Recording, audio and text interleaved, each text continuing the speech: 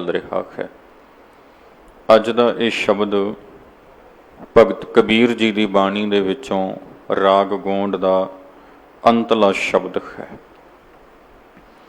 तो इस पावन शब्द के अंदर भगत कबीर जी महाराज ने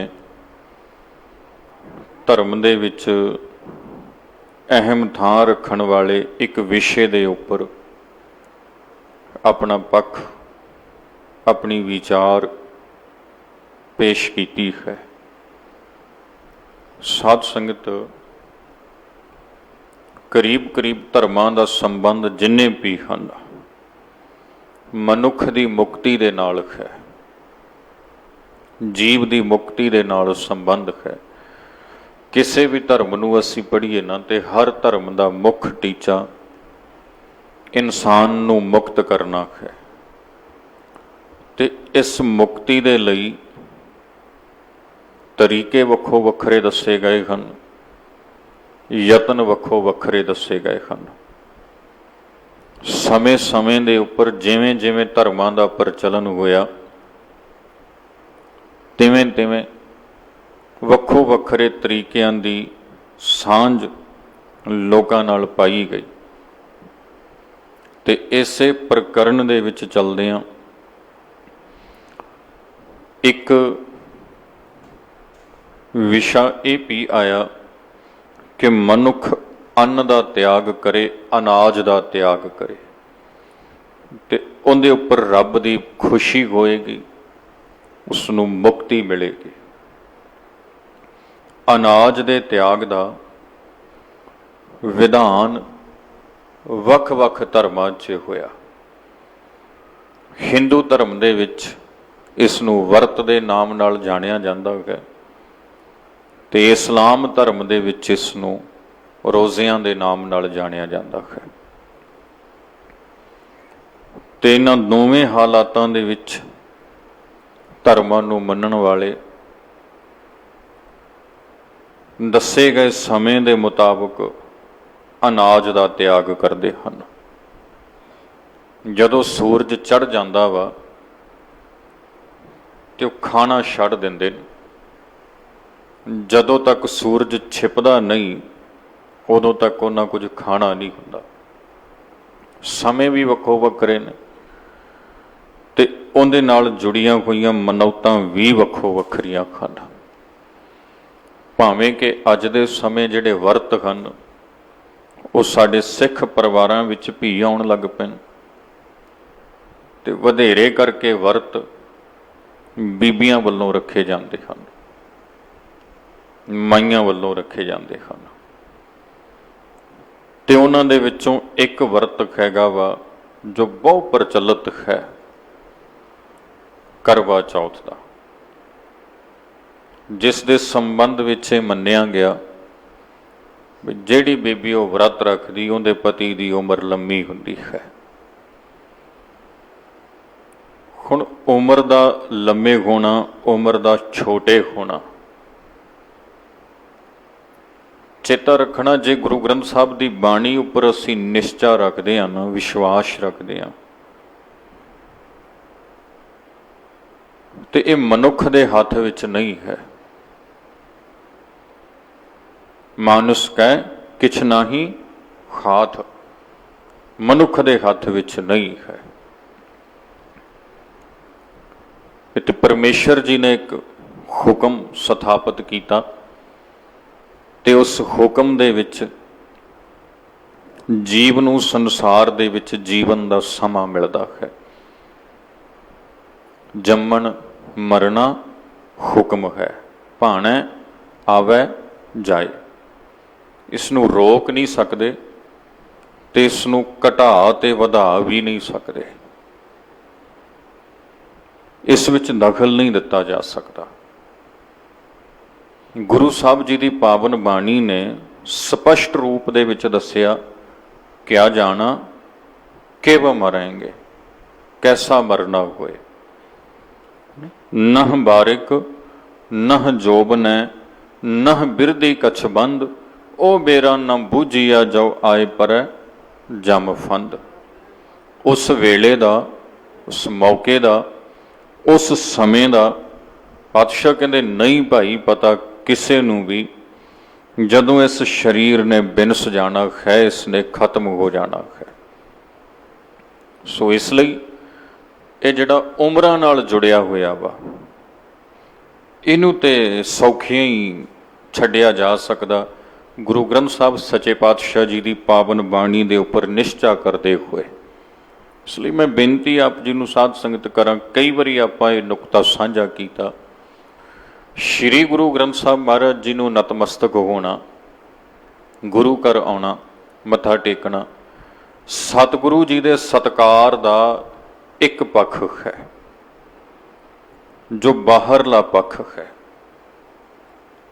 ਤੇ ਸਤਿਗੁਰੂ ਜੀ ਦੇ ਸਤਿਕਾਰ ਦਾ ਦੂਜਾ ਜ਼ਰੂਰੀ ਪੱਖ ਉਹ ਇਹ ਹੈ ਕਿ ਸਿੱਖ ਦੀ ਸੁਰਤ ਗੁਰੂ ਗ੍ਰੰਥ ਸਾਹਿਬ ਜੀ ਦੀ ਪਾਵਨ ਬਾਣੀ ਦੇ ਸ਼ਬਦ ਉੱਪਰ ਨਿਸ਼ਚਾ ਰੱਖੇ, ਯਕੀਨ ਰੱਖੇ, ਭਰੋਸਾ ਰੱਖੇ।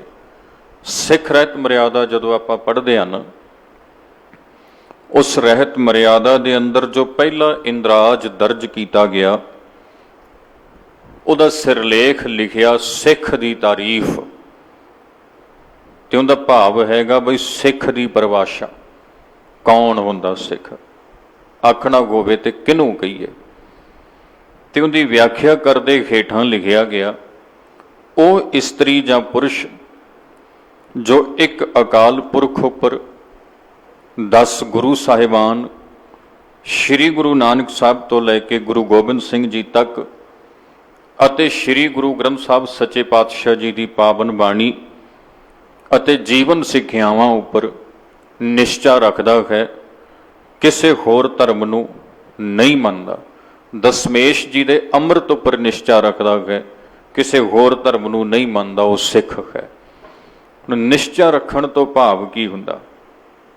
ਯਕੀਨ ਰੱਖਣਾ, ਭਰੋਸਾ ਰੱਖਣਾ। ਤੇ ਭਰੋਸੇ ਦਾ ਅਰਥ, ਯਕੀਨ ਦਾ ਅਰਥ ਇਹ ਹੁੰਦਾ ਵਾ ਸਾਧ ਸੰਗਤ, ਬਈ ਜੋ ਸਾਹਮਣੇ ਵਾਲੇ ਨੇ ਕਹਿ ਦਿੱਤਾ ਨਾ, ਉਹ ਮੰਨ ਲਓ।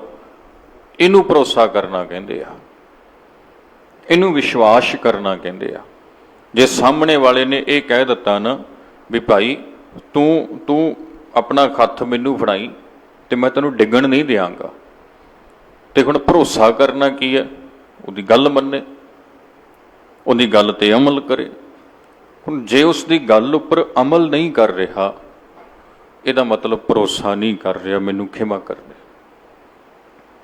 ਸ਼੍ਰੀ ਗੁਰੂ ਗ੍ਰੰਥ ਸਾਹਿਬ ਜੀ ਦੇ ਉੱਪਰ ਭਰੋਸਾ ਕਰਨਾ, ਨਿਸ਼ਚਾ ਕਰਨਾ, ਭਾਵ ਹੈ ਗੁਰੂ ਗ੍ਰੰਥ ਸਾਹਿਬ ਜੀ ਦੇ ਉਪਦੇਸ਼ ਉੱਪਰ ਨਿਸ਼ਚਾ ਕਰਨਾ।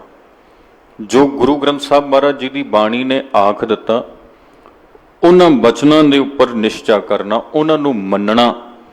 ਇਹਨੂੰ ਕਹਿੰਦੇ ਨੇ ਗੁਰੂ ਗ੍ਰੰਥ ਸਾਹਿਬ ਦੇ ਉੱਪਰ, ਗੁਰਬਾਣੀ ਦੇ ਉੱਪਰ ਵਿਸ਼ਵਾਸ, ਯਕੀਨ। ਤੇ ਸਿੱਖਾਂ ਦਾ ਯਕੀਨ, ਸਿੱਖਾਂ ਦਾ ਭਰੋਸਾ ਇਸ ਕਦਰ ਤੇ ਇੰਨਾ ਵੱਡਾ ਸੀ ਸਾਧ ਸੰਗਤ, ਸਤਿਗੁਰੂ ਦੇ ਉੱਪਰ, ਸਤਿਗੁਰੂ ਦੀ ਬਾਣੀ ਦੇ ਉੱਪਰ, ਬਈ ਉਹ ਆਪਣਾ ਆਪਾ ਕੁਰਬਾਨ ਕਰ ਗਏ, ਪਰ ਗੁਰੂ ਦੇ ਸ਼ਬਦ ਤੋਂ ਬੇਮੁਖ ਨਹੀਂ ਹੋਏ। ਗੁਰੂ ਦੇ ਬਚਨ ਤੋਂ ਉਹਨਾਂ ਨੇ ਮੁਖ ਨਹੀਂ ਮੋੜਿਆ। ਸਤਿਗੁਰੂ ਦੇ ਸ਼ਬਦ, ਗੁਰੂ ਦੇ ਉਪਦੇਸ਼ ਉੱਪਰ ਭਰੋਸਾ ਰੱਖਿਆ। ਸੋ ਭਰੋਸੇ ਦਾ ਭਾਵ ਆਪਾਂ ਸਮਝ ਲੈਣਾ। ਭਰੋਸਾ ਗੁਰੂ ਉੱਪਰ ਭਰੋਸੇ ਤੋਂ ਭਾਵ ਜੋ ਗੁਰ ਕਹੈ ਸੋਈ ਭਲ ਮਾਨੋ, ਹਰ ਹਰ ਕਥਾ ਨਿਰਾਲੀ। ਜੋ ਸਤਿਗੁਰੂ ਆਖਦਾ ਹੈ ਨਾ, ਸਿੱਖ ਗੁਰੂ ਸਾਹਿਬ ਦੇ ਬਚਨ ਉੱਪਰ ਵਿਸ਼ਵਾਸ ਰੱਖੇ, ਯਕੀਨ ਰੱਖੇ। ਸਿੱਖ ਇਤਿਹਾਸ ਦੀਆਂ ਸਾਖੀਆਂ ਇਸ ਗੱਲ ਦੇ ਲਈ ਸਾਡੇ ਸਾਹਮਣੇ ਸਬੂਤ ਹਨ, ਪ੍ਰਤੱਖ ਉਦਾਹਰਣ ਹਨ, ਬਈ ਸਿੱਖਾਂ ਨੂੰ ਗੁਰੂ ਸਾਹਿਬ ਦੇ ਉੱਪਰ ਕਿੱਡਾ ਭਰੋਸਾ ਹੁੰਦਾ ਸੀ। ਉਦਾਹਰਣ ਦੇ ਤੌਰ ਤੇ ਆਪਾਂ ਇੱਕ ਦੋ ਸਾਖੀਆਂ ਇਤਿਹਾਸ ਵਿੱਚੋਂ ਲਈਏ। ਸਿੱਖ ਨੂੰ ਗੁਰੂ ਤੇ ਕਿੱਡਾ ਭਰੋਸਾ ਵਾ। ਕਹਿੰਦੇ ਨਾ, ਇੱਕ ਦਿਨ ਪਾਤਸ਼ਾਹ ਗੁਰੂ ਨਾਨਕ ਜੀ ਨੇ ਲਹਿਣਾ ਜੀ ਨੂੰ ਪੁੱਛਿਆ, ਰਾਤਰੀ ਦੇ ਵੇਲੇ ਉਹ ਜਾਗੇ ਉੱਠੇ, ਤੇ ਹੁਣ ਉਹ ਆਪ ਵੀ ਵੇਖ ਸਕਦੇ ਸਨ, ਹੈ, ਪਰ ਭਰੋਸੇ ਦੀ ਗੱਲ ਵੇਖੋ, ਯਕੀਨ ਦੀ ਗੱਲ ਵੇਖੋ। ਗੁਰੂ ਨਾਨਕ ਜੀ ਉੱਠੇ, ਜਾਗੇ, ਤੇ ਉਹਨਾਂ ਨੇ ਜਾ ਕੇ ਲਹਿਣਾ ਜੀ ਨੂੰ ਜਗਾਇਆ, ਤੇ ਲਹਿਣਾ ਜੀ ਨੂੰ ਪੁੱਛਣ ਲੱਗੇ, ਕਹਿੰਦੇ ਲਹਿਣਾ ਜੀ ਵੇਖੋ ਖਾਂ ਰਾਤ ਕਿੰਨੀ ਕੁ ਰਹੀ, ਕਿੰਨੀ ਕੁ ਲੰਘ ਗਈ। ਹੁਣ ਲਹਿਣਾ ਜੀ ਦਾ ਭਰੋਸਾ ਤੇ ਵੇਖੋ, ਉਹਨਾਂ ਦਾ ਵਿਸ਼ਵਾਸ ਵੇਖੋ, ਉਹਨਾਂ ਦਾ ਸਿਦਕ ਵੇਖੋ।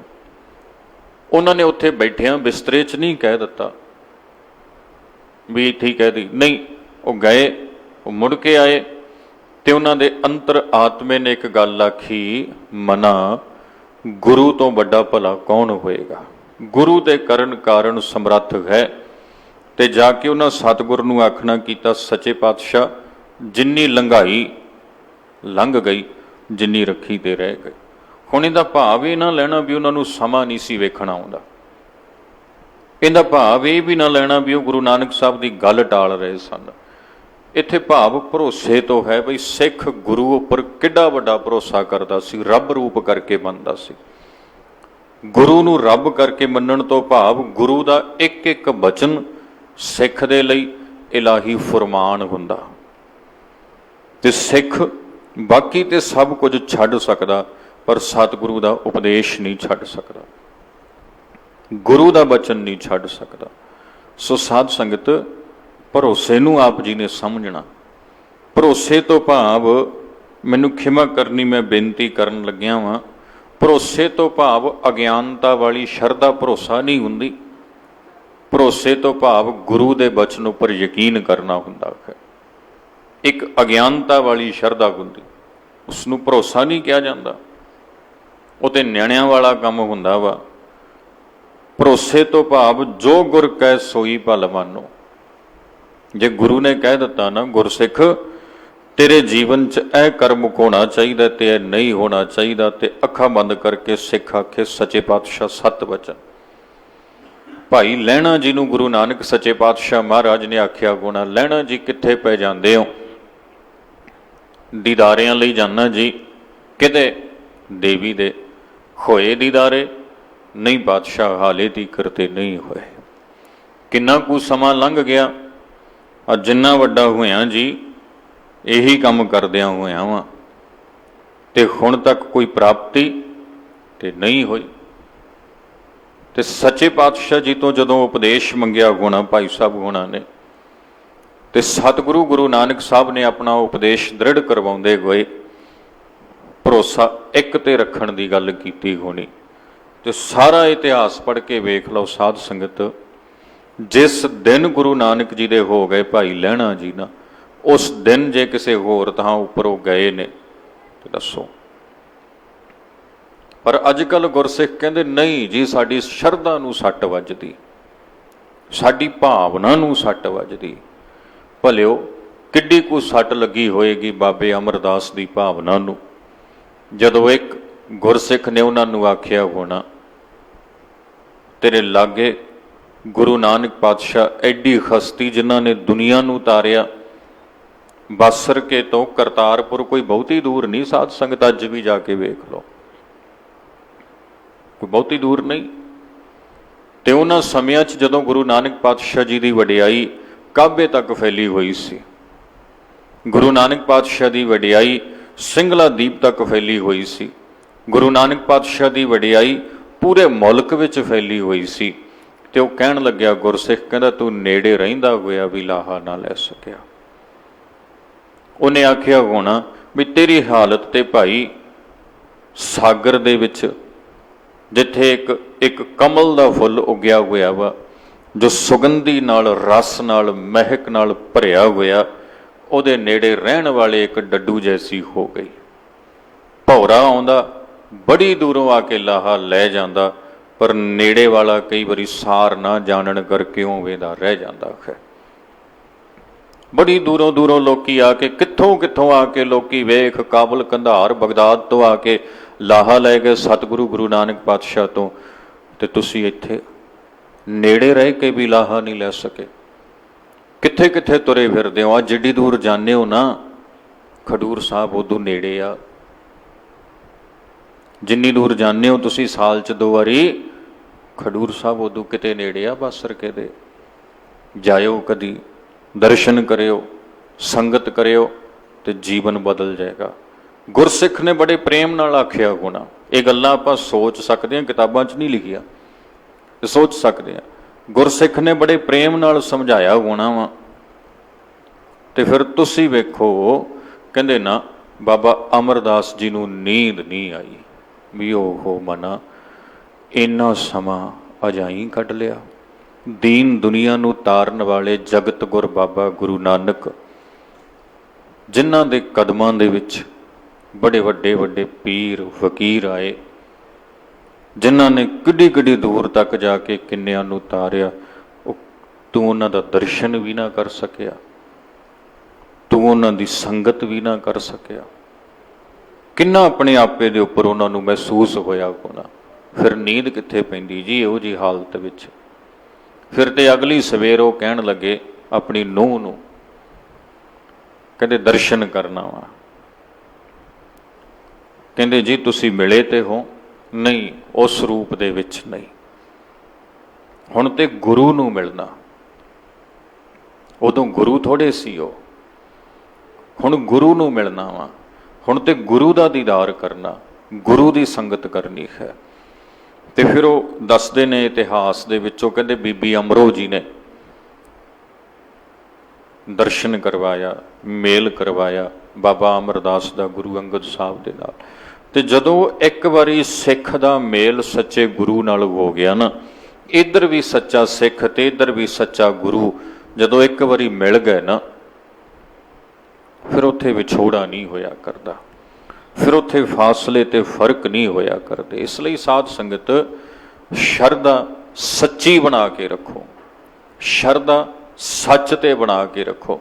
ਜੇਕਰ ਅਗਿਆਨਤਾ ਤੇ ਬਣੀ ਟੁੱਟੀ ਹੀ ਭਲੀ, ਜੇ ਸੱਚ ਤੇ ਬਣੀ ਤੇ ਦਿਨੋਂ ਦਿਨ ਵਧਣੀ ਚਾਹੀਦੀ ਹੈ, ਦਿਨੋਂ ਦਿਨ ਵਧਣੀ ਚਾਹੀਦੀ ਹੈ। ਜੇ ਨਾ ਸਮਝੀ ਤੇ ਬਣੀ ਤੇ ਉਹ ਟੁੱਟੀ ਹੀ ਭਲੀ ਹੈ।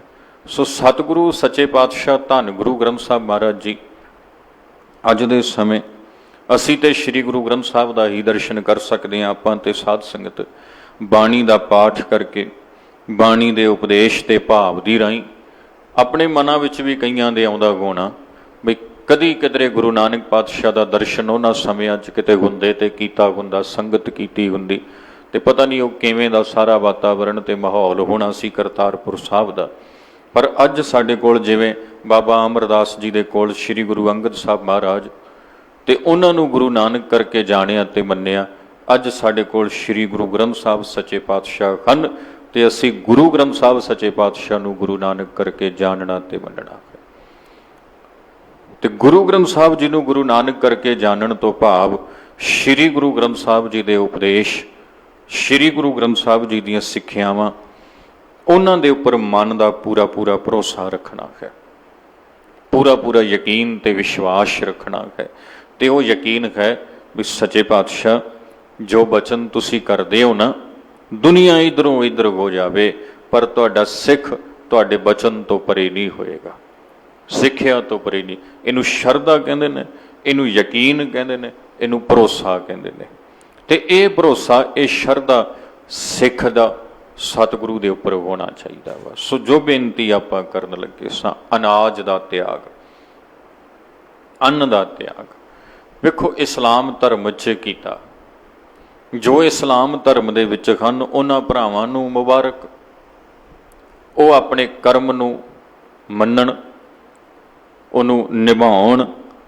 ਵਰਤ ਹਿੰਦੂ ਧਰਮ 'ਚ ਦਿੱਤੇ ਗਏ ਤੇ ਹਿੰਦੂ ਵੀਰ ਆਪਣੇ ਧਰਮ ਦੇ ਦੱਸੇ ਹੋਏ ਵਰਤਾਂ ਨੂੰ ਰੱਖਣ ਤੇ ਉਹਨਾਂ ਦੇ ਮੁਤਾਬਕ ਜਿਵੇਂ ਉਹਨਾਂ ਦਾ ਧਰਮ ਸਿੱਖਿਆ ਦਿੰਦਾ ਪਏ ਚੱਲਣ।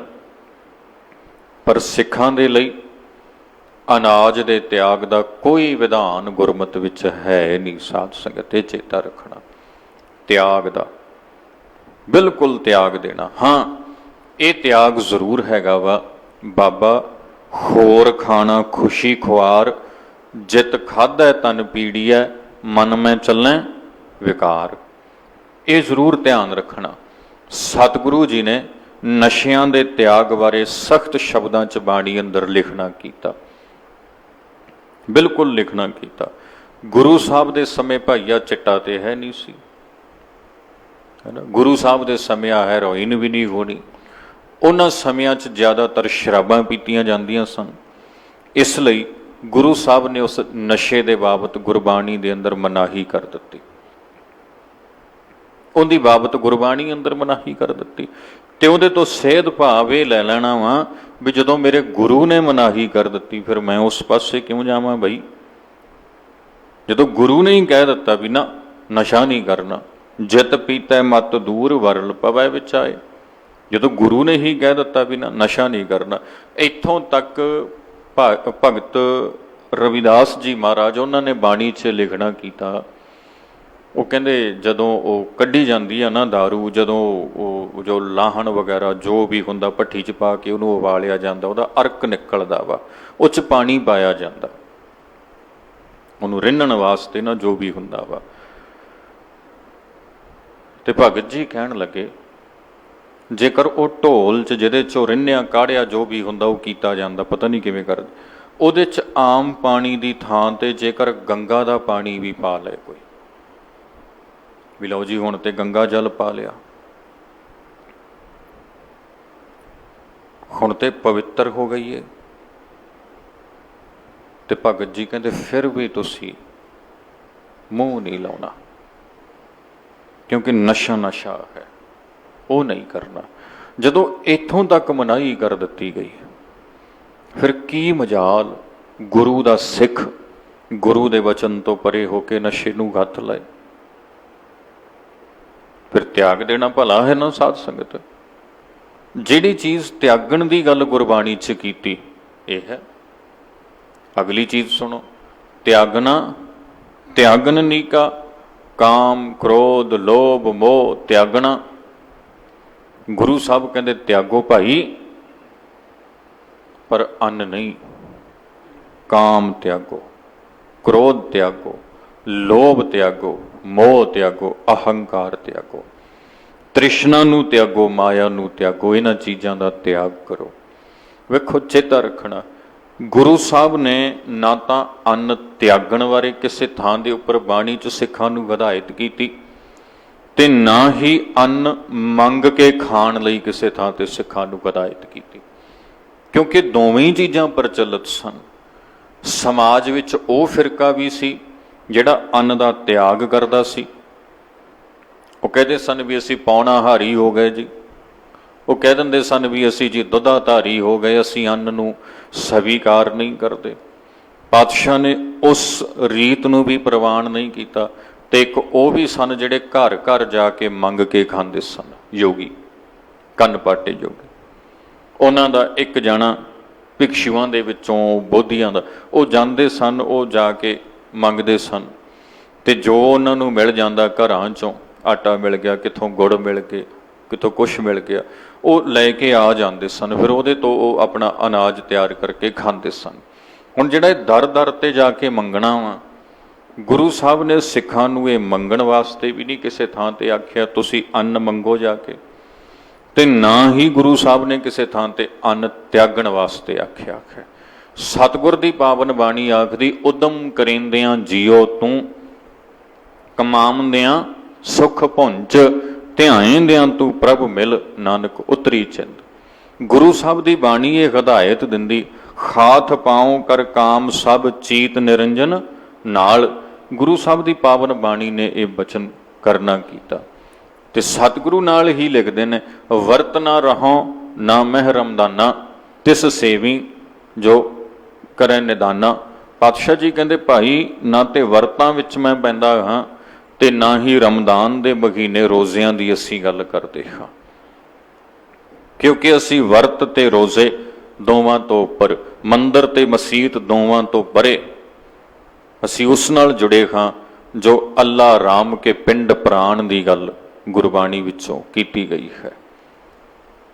ਇੱਥੇ ਕੋਈ ਬੋਲੇ ਰਾਮ ਰਾਮ ਕੋਈ ਖੁਦਾਏ, ਇਹ ਗੱਲ ਪਾਤਸ਼ਾਹ ਕਹਿੰਦੇ ਕੋਈ ਤੇ ਰਾਮ ਰਾਮ ਕਹਿ ਰਿਹਾ ਵਾ, ਕੋਈ ਖੁਦਾ ਕਹਿ ਰਿਹਾ। ਹੁਣ ਜਿਹੜਾ ਖੁਦਾ ਕਹਿ ਰਿਹਾ ਉਹਨੂੰ ਰਾਮ ਰਾਮ ਕਹਿਣਾ ਨਹੀਂ ਚੰਗਾ ਲੱਗਦਾ, ਜੋ ਰਾਮ ਰਾਮ ਕਹਿ ਰਿਹਾ ਵਾ ਉਹਨੂੰ ਖੁਦਾ ਖੁਦਾ ਨਹੀਂ ਚੰਗਾ ਲੱਗਦਾ। ਕੋਈ ਸੇਵਾ ਗੁਸਾਈਆਂ ਕੋਈ ਅੱਲਾ, ਕੋਈ ਗੁਸਾਈ ਕੋਈ ਅਲੱਖ ਨਿਰੰਜਨ, ਉਹਨਾਂ ਨੂੰ ਨਾਂ ਚੰਗੇ ਥੋੜ੍ਹੀ ਲੱਗਦੇ, ਇੱਕ ਦੂਜੇ ਦੇ ਨਹੀਂ ਵਧੀਆ ਲੱਗਦੇ। ਇਸ ਲਈ ਸੱਚੇ ਪਾਤਸ਼ਾਹ ਸ਼ਬਦ ਦੇ ਅਖੀਰ ਵਿੱਚ ਇਹ ਕਹਿ ਰਹੇ ਨੇ, ਕਹੋ ਨਾਨਕ ਜਿਨ ਹੁਕਮ ਪਛਾਤਾ, ਪ੍ਰਭ ਸਾਹਿਬ ਕਾ ਤਿਨ ਭੇਦ ਜਾਤਾ। ਜਿਨ੍ਹਾਂ ਨੂੰ ਭਾਈ ਵਾਹਿਗੁਰੂ ਜੀ ਦੇ ਹੁਕਮ ਦੀ ਸਮਝ ਆ ਗਈ ਨਾ, ਉਹਨਾਂ ਨੇ ਪਰਮੇਸ਼ਰ ਦਾ ਭੇਦ ਵੀ ਪਾ ਲਿਆ। ਗੱਲ ਇੱਥੇ ਵੰਡੀਆਂ 'ਚ ਉਲਝਣ ਦੀ ਨਹੀਂ ਹੈ ਸਾਧ ਸੰਗਤ, ਗੱਲ ਵੰਡੀਆਂ 'ਚੋਂ ਨਿਕਲਣ ਦੀ ਹੈ। ਅੰਤਰ ਮਲ ਨਿਰਮਲ ਨਹੀਂ ਕੀਨਾ, ਬਾਹਰ ਭੇਖ ਉਦਾਸੀ, ਹਿਰਦੈ ਕਮਲ ਘਟ ਬ੍ਰਹਮ ਨਾ ਚੀਨਿਆ, ਕਾਹੇ ਭਇਆ ਸੰਨਿਆਸੀ, ਭਰਮੇ ਭੂਲੀ ਰੇ ਜੈ ਚੰਦਾ, ਨਹੀਂ ਨਹੀਂ ਚੀਨਿਆ ਪਰਮਾਨੰਦਾ। ਘਰ ਘਰ ਖਾਇਆ, ਪਿੰਡ ਵਧਾਇਆ, ਖਿੰਥਾ ਮੁੰਦਾ ਮਾਇਆ। ਹੁਣ ਇੱਥੋਂ ਸਮਝਾਇਆ ਕੀ ਜਾ ਰਿਹਾ ਜੀ? ਤੂੰ ਇਹੀ ਦੱਸਿਆ ਜਾ ਰਿਹਾ ਨਾ, ਘਰ ਘਰ ਖਾਇਆ, ਘਰ ਘਰ 'ਚ ਜਾ ਕੇ ਮੰਗ ਕੇ ਖਾਧਾ, ਪਿੰਡ ਵਧਾਇਆ, ਸਰੀਰ ਨੂੰ ਫੁਲਾ ਲਿਆ, ਮੰਗ ਮੰਗ ਕੇ ਪਾ ਲਿਆ ਸਰੀਰ, ਖਿੰਥਾ ਤਨ ਤੇ ਖਿੰਥਾ ਪਹਿਨ ਲਈ, ਕੰਨਾਂ 'ਚ ਮੁੰਦਾਂ ਪਾ ਲਈਆਂ, ਇਹ ਮਾਇਆ ਤੇਰੇ ਉੱਪਰ ਪੈ ਗਈ ਹੈ। ਸੋ ਸਤਿਗੁਰੂ ਸੱਚੇ ਪਾਤਸ਼ਾਹ ਜੀ ਕਿਰਪਾ ਕਰਕੇ ਸਮਝਾਉਂਦੇ ਹਨ, ਕਹਿੰਦੇ ਭਾਈ ਜਿਹੜੀ ਅਸਲ ਗੱਲ ਆ ਨਾ ਤੱਤ ਦੀ, ਉਹ ਇਹ ਹੈ, ਹਰ ਬਿਨ ਅਵਰ ਕਿਰਿਆ ਬਿਰਥੇ, ਜਪ ਤਪ ਸੰਜਮ ਕਰਮ ਕਮਾਣੇ, ਇਹ ਹੈ ਔਰੈ ਮੂਸੇ। ਇਹ ਸਾਰੇ ਹੀ ਕਰਮ ਉੱਥੇ ਲੈ ਕੇ ਜਾਣ ਵਾਲੇ ਨਹੀਂ ਹਨ ਜਿਸ ਮੰਜ਼ਿਲ ਤੇ ਪਰਮੇਸ਼ਰ ਦੇ ਨਾਮ ਨੇ ਲੈ ਕੇ ਜਾਣਾ ਹੈ। ਇਸ ਲਈ ਸਿਰਮੌਰ ਤੱਤ ਗੁਰਬਾਣੀ ਵਿੱਚ ਪਰਮੇਸ਼ਰ ਦੀ ਪ੍ਰੇਮਾ ਭਗਤੀ ਨੂੰ ਮੰਨਿਆ ਗਿਆ ਹੈ। ਅਨਾਜ ਦਾ ਤਿਆਗ ਨਹੀਂ ਕਰਨਾ। ਜੇ ਤਿਆਗਣਾ ਹੀ ਹੁੰਦਾ ਸਾਧ ਸੰਗਤ, ਸਤਿਗੁਰੂ ਗੁਰੂ ਨਾਨਕ ਪਾਤਸ਼ਾਹ ਜੀ ਲੰਗਰ ਕਿਉਂ ਲਾਉਂਦੇ? ਉਹ ਕਹਿੰਦੇ ਆ ਨਾ, ਭੁੱਖਿਆਂ ਲਈ ਲੰਗਰ ਲਾਇਆ। ਹੋ ਸਕਦਾ ਕੋਈ ਵਰਤੇ ਰੱਖੀ ਬੈਠਾ ਹੋਵੇ, ਗੁਰੂ ਨਾਨਕ ਸਾਹਿਬ ਨੇ ਭੋਜਨ ਖਵਾ ਕੇ ਉਹਨਾਂ ਨੂੰ ਕਿਹਾ ਹੋਵੇ, ਕਿੱਥੇ ਉਲਝੇ ਫਿਰਦੇ ਹੋ ਤੁਸੀਂ, ਇੱਦਾਂ ਰੱਬ ਮਿਲਦਾ, ਖਾਓ ਰੋਟੀ ਫੜੋ, ਉੱਠੋ ਤੁਹਾਨੂੰ ਦੱਸਦੇ ਹਾਂ ਅਸੀਂ ਕਿਵੇਂ ਭਗਤੀ ਕਰਨੀ ਤੇ ਕਿਵੇਂ ਤੁਰਨਾ। ਕਿਆ ਪਤਾ ਉਹ ਸਾਖੀ ਦਾ ਪ੍ਰਕਰਨ ਕਿਆ ਹੋਣਾ ਵਾ, ਹੈ ਨਾ। ਹੁਣ ਉਹ ਬੜੇ ਲੰਮੇ ਸਮੇਂ ਦੀਆਂ ਗੱਲਾਂ ਹਨ, ਉਸ ਰੂਪ ਦੇ ਵਿੱਚ ਆਪਣੇ ਤੱਕ ਨਹੀਂ ਪਹੁੰਚੀਆਂ।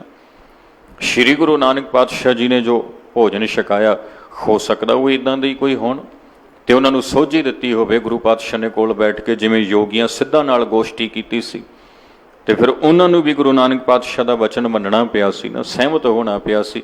ਤੇ ਇਹ ਜਿਹੜੇ ਬੈਠੇ ਹੋਣਗੇ ਕਿਸੇ ਥਾਂ ਦੇ ਉੱਪਰ ਅੰਨ ਤਿਆਗ ਕੇ, ਅਨਾਜ ਦਾ ਤਿਆਗ ਕਰਕੇ, ਤੇ ਸਤਿਗੁਰੂ ਗੁਰੂ ਨਾਨਕ ਪਾਤਸ਼ਾਹ ਨੇ ਜਦੋਂ ਇਹਨਾਂ ਨਾਲ ਵਾਰਤਾ ਕੀਤੀ ਹੋਣੀ, ਗੋਸ਼ਟੀ ਕੀਤੀ ਹੋਣੀ, ਫਿਰ ਇਹਨਾਂ ਨੇ ਵੀ ਪਾਤਸ਼ਾਹ ਗੁਰੂ ਨਾਨਕ ਸੱਚੇ ਪਾਤਸ਼ਾਹ ਨੂੰ ਆਖਿਆ ਹੋਣਾ, ਠੀਕ ਹੈ ਜੀ ਦੱਸੋ ਫਿਰ ਅਸੀਂ ਕੀ ਕਰੀਏ। ਪਾਤਸ਼ਾਹ ਕਹਿੰਦੇ ਹੋਣਗੇ, ਲਓ ਭੋਜਨ ਛਕੋ ਤੇ ਉੱਠੋ ਚੱਲੋ। ਜਗਤ ਨੇ ਸਹੀ ਮਾਰਗ ਉੱਪਰ ਕਿਵੇਂ ਪੈਣਾ? ਇੱਦਾਂ ਨਹੀਂ ਪੈਣਾ।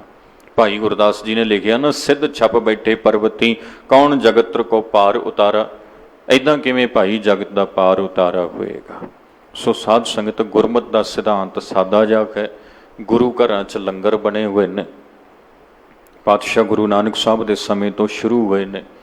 ਗੁਰੂ ਅੰਗਦ ਸਾਹਿਬ ਦੇ ਸਮੇਂ ਬਾਕਾਇਦਾ ਸੰਸਥਾ ਦੇ ਰੂਪ 'ਚ ਚਲਾ ਦਿੱਤੇ ਗਏ ਸਨ, ਜੋ ਕਿ ਸਪਸ਼ਟ ਰੂਪ ਦੇ ਵਿੱਚ ਅਨਾਜ ਦੇ ਤਿਆਗ ਦਾ ਜਿੱਥੇ ਹੈ ਉਹ ਵਿਰੋਧ ਕੀਤਾ ਗਿਆ, ਉਹਨੂੰ ਨਹੀਂ ਮੰਨਿਆ ਗਿਆ ਪਰਮਾਤਮਾ ਦੀ ਪ੍ਰਾਪਤੀ ਦਾ ਸਾਧਨ। ਇੱਥੇ ਇਹ ਦੱਸਿਆ ਗਿਆ, ਅੰਨ ਨਾ ਖਾਇਆ ਸਾਧ ਗਵਾਇਆ, ਬਹੁ ਦੁੱਖ ਪਾਇਆ ਦੂਜਾ ਪਾਇਆ। ਇੱਥੇ ਗੁਰੂ ਸਾਹਿਬ ਨੇ ਲਿਖਿਆ ਵੀ ਜਿਨ੍ਹਾਂ ਨੇ ਭਾਈ ਅੰਨ ਤਿਆਗ ਦਿੱਤਾ, ਉਹਨਾਂ ਨੇ ਕਾਹਦਾ ਜ਼ਿੰਦਗੀ ਦਾ ਰਸ ਮਾਣਿਆ, ਹੈ ਨਾ। ਸੋ ਇਹ ਅਨਾਜ ਦਾ ਤਿਆਗ, ਇਹਦਾ ਕੋਈ ਵਿਧਾਨ ਨਹੀਂ ਆ। ਹਾਲਾਂਕਿ ਆਪਣੇ ਵੀ ਕਈ ਐਸੇ ਜਿਹੜੇ ਹੈਗੇ ਆ ਉਹ ਸੰਸਥਾਵਾਂ ਬਣ ਗਈਆਂ ਨੇ, ਉਹ ਫਿਰਕੇ ਬਣ ਗਏ ਨੇ। ਕੋਈ ਕਹਿੰਦਾ ਜੀ ਇੱਥੇ ਅਸੀਂ ਲਸਣ ਨਹੀਂ ਵਰਤਦੇ ਹਾਂ, ਅਸੀਂ ਆਪਣੇ ਜਿਹੜੇ ਸਾਡੇ ਸ਼ਰਧਾਲੂ ਨੇ ਉਹਨਾਂ ਨੂੰ ਇਹ ਤਿਆਗ ਦੱਸਦੇ ਹਾਂ। ਕੋਈ ਕਹਿੰਦੇ ਅਸੀਂ ਪਿਆਜ਼ ਨਹੀਂ ਵਰਤਦੇ ਹਾਂ ਜੀ, ਅਸੀਂ ਉਹਦਾ ਤਿਆਗ ਕਰਦੇ ਹਾਂ। ਇਹ ਭਰਮ ਚੱਲ ਪਏ ਹੋਏ ਨੇ। ਸੋ ਭਾਈ ਇਹਨਾਂ ਵਹਿਮਾਂ 'ਚ, ਇਹਨਾਂ ਭਰਮਾਂ 'ਚ ਨਹੀਂ ਪਿਆ ਕੁਝ। ਅਨਾਜ ਜੋ ਕਿਰਤ ਦਾ ਹੈ, ਆਪਣੀ ਮਿਹਨਤ ਦੀ ਕਮਾਈ ਦਾ ਹੈ, ਉਸ ਨੂੰ ਪ੍ਰਵਾਨ ਕੀਤਾ ਗਿਆ। ਜੋ ਭਾਗੋ ਵਰਗਿਆਂ ਦੀ ਕਮਾਈ ਦਾ ਸੀ, ਗੁਰੂ ਨਾਨਕ ਪਾਤਸ਼ਾਹ ਨੇ ਉਸ ਨੂੰ ਸਵੀਕਾਰ ਨਹੀਂ ਸੀ ਕੀਤਾ। ਇਹ ਬੇਨਤੀ ਵੀ ਮੈਂ ਨਾਲੇ ਕਰ ਦੇਵਾਂ। ਇੱਥੇ ਜੋ ਅਨਾਜ ਸਵੀਕਾਰ ਕੀਤਾ ਨਾ, ਉਹ ਹੱਕ ਹਲਾਲ ਦੀ ਕਮਾਈ ਦਾ ਕੀਤਾ ਗਿਆ। ਭਾਈ ਲਾਲੋ ਜੀ ਦਾ ਪ੍ਰਸ਼ਾਦਾ ਗੁਰੂ ਨਾਨਕ ਨੂੰ ਪ੍ਰਵਾਨ ਹੋਇਆ ਭਾਗੋ ਦੀ ਸਜੀ ਹੋਈ ਥਾਲੀ ਦੇ ਟਾਕਰੇ ਦੇ ਉੱਪਰ, ਕਿਉਂਕਿ ਭਾਗੋ ਦੀ ਕਮਾਈ ਪਾਤਸ਼ਾਹ ਗੁਰੂ ਨਾਨਕ ਜੀ ਨੂੰ ਪਤਾ ਇਹ ਹੱਕ ਹਲਾਲ ਦੀ ਨਹੀਂ ਸੀ। ਇਸ ਲਈ ਉਸ ਨੂੰ ਤਿਆਗ ਦਿੱਤਾ ਗਿਆ ਸੀ, ਉਸ ਨੂੰ ਛੱਡ ਦਿੱਤਾ ਗਿਆ ਸੀ, ਉਸ ਨੂੰ ਰਹਿਣ ਦਿੱਤਾ ਗਿਆ ਸੀ। ਸੋ ਇਹ ਚੇਤਾ ਰੱਖਣਾ ਜੀ, ਵੀ ਗੁਰਮਤਿ ਦਾ ਮੂਲ ਸਿਧਾਂਤ ਪਰਮੇਸ਼ਰ ਦੀ ਪ੍ਰਾਪਤੀ ਮਨੁੱਖਾ ਜੀਵਨ 'ਚ ਰਹਿੰਦਿਆਂ ਗੁਰੂ ਦੇ ਉਪਦੇਸ਼ ਉੱਪਰ ਚੱਲਦਿਆਂ ਹੈ। ਤੇ ਸਤਿਗੁਰੂ ਦੇ ਉਪਦੇਸ਼ ਵਿੱਚ ਹੈ ਭਾਈ ਕਿਰਤ ਕਮਾਈ ਕਰਕੇ ਮਿਹਨਤ ਦੇ ਨਾਲ ਜੋ ਪ੍ਰਾਪਤੀ ਹੁੰਦੀ ਉਹਦੇ ਨਾਲ ਆਪਣੇ ਆਪ ਨੂੰ ਤੇ ਆਪਣੇ ਪਰਿਵਾਰ ਦੀ ਪਰਵਰਿਸ਼ ਕਰਨੀ ਹੈ, ਪਾਲਣ ਪੋਸ਼ਣ ਕਰਨਾ ਹੈ। ਅਨਾਜ ਦਾ ਤਿਆਗ ਇਹਦਾ ਕੋਈ ਵਿਧਾਨ ਨਹੀਂ ਹੈ, ਇਹਦਾ ਰੱਬ ਦੀ ਪ੍ਰਾਪਤੀ ਨਹੀਂ ਹੁੰਦੀ। ਇਹ ਪਾਵਨ ਸ਼ਬਦ ਸਾਰੇ ਦਾ ਸਾਰਾ ਭਗਤ ਕਬੀਰ ਜੀ ਮਹਾਰਾਜ ਦਾ ਇਸੇ ਵਿਸ਼ੇ ਨਾਲ ਸੰਬੰਧਿਤ ਹੈ, ਇਸੇ ਲਈ ਇਹ ਨੁਕਤਾ ਆਪ ਸਿੱਖ ਸੰਗਤ ਨਾਲ ਸਾਂਝਾ ਕੀਤਾ। ਆਓ ਸ਼ਬਦ ਦੇ ਜੋ ਪਾਵਨ ਪਦੇ ਹਨ ਉਹਨਾਂ ਦੇ ਨਾਲ ਆਪਣੀ ਸੁਰਤ ਬਿਰਤੀ ਨੂੰ ਜੋੜਨ ਦਾ ਆਪਾਂ ਯਤਨ ਕਰੀਏ। ਮਨ ਬਿਰਤੀਆਂ ਨੂੰ ਇਕਾਗਰ ਰੱਖਦੇ ਹੋਏ ਸਾਰੀ ਸੰਗਤ ਉਚਾਰਨ ਕਰੋ ਜੀ, ਸਤਿਨਾਮ ਵਾਹਿਗੁਰੂ ਜੀ। ਧੰਨ ਗੋਪਾਲ ਧੰਨ ਗੁਰਦੇਵ, ਧੰਨ ਆਨੰਦ ਭੁਖੇ ਕਬਲ ਟਹਿ ਕੇਵਾ। ਧੰਨ ਗੋਪਾਲ, ਭਗਤ ਕਬੀਰ ਜੀ ਕਹਿਣ ਲੱਗੇ ਭਾਈ ਗੋਪਾਲ ਧੰਨ ਹੈ। ਗੋਪਾਲ ਦਾ ਅਰਥ ਪਰਮਾਤਮਾ। ਗੋਪਾਲ ਤੋਂ ਭਾਵ ਧਰਤੀ ਨੂੰ ਪਾਲਣ ਵਾਲਾ, ਜੀਵਾਂ ਨੂੰ ਪਾਲਣ ਵਾਲਾ। ਜੀਵਾਂ ਨੂੰ ਪਾਲਣ ਦੇ ਲਈ ਪਰਮੇਸ਼ਰ ਜੀ ਨੇ ਪਹਿਲੋਂ ਦੇ ਤੈਂ ਰਿਜ਼ਕ ਸੰਭਾਹਾ, ਪਿੱਛੋਂ ਦੇ ਤੈਂ ਜੰਤ ਉਪਾਹਾ। ਪਹਿਲਾਂ ਉਹਨੇ ਰਿਜ਼ਕ ਪੈਦਾ ਕੀਤਾ, ਫਿਰ ਉਹਨੇ ਜੀਵ ਜੰਤੂ ਪੈਦਾ ਕੀਤੇ। ਨਾ ਪੜ੍ਹਦੇ ਆ ਨਾ ਆਪਾਂ, ਕਾਹੇ ਰੇ ਮਨ ਚਿਤਵੈਂ ਉਦਮ ਜਾਂ ਆਹਰ ਹਰ ਜਿਉ ਪਰਿਆ, ਸੈਲ ਪੱਥਰ ਮੈਂ ਜੰਤ ਉਪਾਏ ਤਾ ਕਾ ਰਿਜ਼ਕ ਆਗੈ ਕਰ ਧਰਿਆ। ਸੋ ਉਹ ਜਿਹੜਾ ਰਿਜ਼ਕ ਹੈ ਨਾ ਉਹਦੀ ਪ੍ਰਾਪਤੀ ਲਈ ਯਤਨ ਕਰਨਾ ਹੈ। ਤੇ ਗੁਰੂ ਸਾਹਿਬ ਸੱਚੇ ਪਾਤਸ਼ਾਹ ਦੱਸ ਰਹੇ ਨੇ ਵੀ ਪਰਮੇਸ਼ਰ ਨੇ ਰਿਜ਼ਕ ਪਹਿਲਾਂ ਹੀ ਪੈਦਾ ਕਰ ਦਿੱਤਾ ਜੀਵਾਂ ਦੇ ਲਈ, ਉਹਨਾਂ ਦੀ ਪਰਵਰਿਸ਼ ਦੇ ਲਈ। ਜੀਵਾਂ ਨੂੰ ਪਾਲਣ ਦਾ ਵਿਧਾਨ ਵਾਹਿਗੁਰੂ ਜੀ ਨੇ ਆਪ ਬਣਾ ਦਿੱਤਾ। ਪਾਲਣਹਾਰ ਉਹ ਆਪ ਹੀ ਹਨ, ਆਪਣੇ ਵਿਧਾਨ ਰਾਹੀਂ ਪਾਲਣਾ ਕਰ ਰਹੇ ਨੇ, ਇਸ ਲਈ ਉਹ ਧੰਨ ਹਨ। ਧੰਨ ਗੋਪਾਲ, ਧਰਤੀ ਨੂੰ ਪਾਲਣ ਵਾਲੇ, ਜੀਵਾਂ ਨੂੰ ਪਾਲਣ ਵਾਲੇ ਪਰਮੇਸ਼ਰ ਜੀ ਧੰਨ ਹਨ। ਧੰਨ ਗੁਰਦੇਵ, ਤੇ ਐਸੇ ਪ੍ਰਭੂ ਦੀ ਸੋਝੀ ਦੇਣ ਵਾਲਾ ਗੁਰੂ ਵੀ ਧੰਨ ਹੈ। ਜਿਸ ਗੁਰੂ ਨੇ ਬਾਕੀ ਭਰਮਾਂ ਵਿੱਚੋਂ ਕਰਮ ਕਾਂਡਾਂ ਚੋਂ ਕੱਢ ਕੇ ਐਸੇ ਮਾਲਕ ਦੀ ਸੋਝੀ ਦਿੱਤੀ, ਉਸ ਨਾਲ ਜੋੜਿਆ, ਸਤਿਗੁਰੂ ਵੀ ਧੰਨ ਹੈ। ਧੰਨ ਅਨਾਦ, ਅਨਾਦ ਦਾ ਅਰਥ ਅੰਨ ਆਦਿਕ ਪਦਾਰਥ। ਅੰਨ ਆਦਿਕ ਜੋ ਦਾਲਾਂ ਹਨ, ਲੂਣ ਹੈ ਜਾਂ ਭੋਜਨ ਦੇ ਲਈ ਜੋ ਵੀ ਦਾਣੇ ਹਨ, ਜੋ ਵੀ ਸਬਜ਼ੀਆਂ ਹਨ, ਫਲ ਹਨ, ਇਹ ਚੀਜ਼ਾਂ। ਪਾਤਸ਼ਾਹ ਕਹਿੰਦੇ ਧੰਨ ਅਨਾਦ, ਅੰਨ ਆਦਿਕ ਜੋ ਭੋਜਨ ਦੇ ਲਈ ਬਣੀਆਂ ਚੀਜ਼ਾਂ ਹਨ, ਸੋ ਵੀ ਧੰਨ ਹਨ। ਪਰਮੇਸ਼ਰ ਨੇ ਆਪਣੇ ਹੁਕਮ 'ਚ ਪੈਦਾ ਕੀਤੀਆਂ, ਆਪਣੀ ਰਜ਼ਾ 'ਚ ਪੈਦਾ ਕੀਤੀਆਂ, ਤੇ ਜੀਵ ਇਹਨਾਂ ਦਾ ਸੇਵਨ ਕਰਕੇ ਆਪਣੇ ਜੀਵਨ ਨੂੰ ਚਲਾ ਰਹੇ ਹਨ। ਭੁੱਖੇ ਕਬਲ ਟਹਕੇਵ, ਇਸ ਅਨਾਜ ਦੇ ਨਾਲ, ਫਲਾਂ ਸਬਜ਼ੀਆਂ ਦੇ ਨਾਲ ਭੁੱਖੇ ਸਰੀਰ ਨੂੰ ਤ੍ਰਿਪਤੀ ਮਿਲ ਜਾਂਦੀ ਹੈ। ਉਹ ਟਹਿਕ ਪੈਂਦਾ ਹੈ, ਉਹ ਖਿੜ ਜਾਂਦਾ ਹੈ। ਜਿਵੇਂ ਬੂਟੇ ਨੂੰ ਪਾਣੀ ਨਾ ਪਾਈਏ 2-4 ਦਿਨ ਉਹਦੇ ਪੱਤੇ ਕੁਮਲਾ ਜਾਂਦੇ ਗਰਮੀਆਂ 'ਚ, ਤੇ ਫਿਰ ਉਹਦਾ ਤੁਸੀਂ ਟੋਇਆ ਕਰਕੇ ਭਰ ਦਿਓ ਤੇ ਉਹੀ ਕੁਮਲਾਏ ਹੋਏ ਪੱਤੇ ਮੁੜ ਕੇ ਟਹਿਕਣ ਲੱਗ ਪੈਂਦੇ ਨੇ।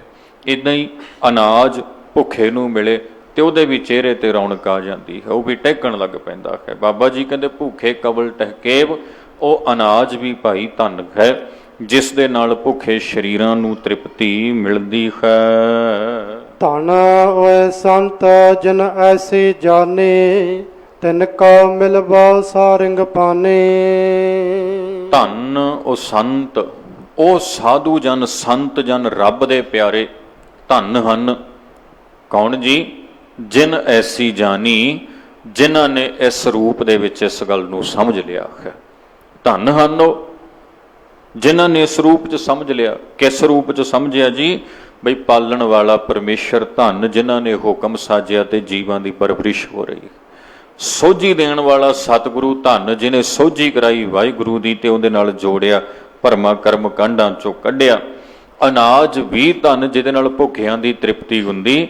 ਜਿਨ੍ਹਾਂ ਨੂੰ ਇਸ ਪ੍ਰਕਾਰ ਸਮਝ ਆ ਗਈ ਨਾ, ਇਸ ਪ੍ਰਕਾਰ ਜਾਣ ਲਿਆ, ਪਾਤਸ਼ਾਹ ਕਹਿਣ ਲੱਗੇ ਉਹ ਸੰਤ ਜਨ, ਰੱਬ ਦੇ ਪਿਆਰੇ ਗੁਰਮੁਖ, ਸੋ ਵੀ ਧੰਨ ਹਨ ਭਾਈ ਜਿਨ੍ਹਾਂ ਨੇ ਇਸ ਰੂਪ ਦੇ ਵਿੱਚ ਇਸ ਵਿਧਾਨ ਨੂੰ ਜਾਣ ਲਿਆ ਹੈ।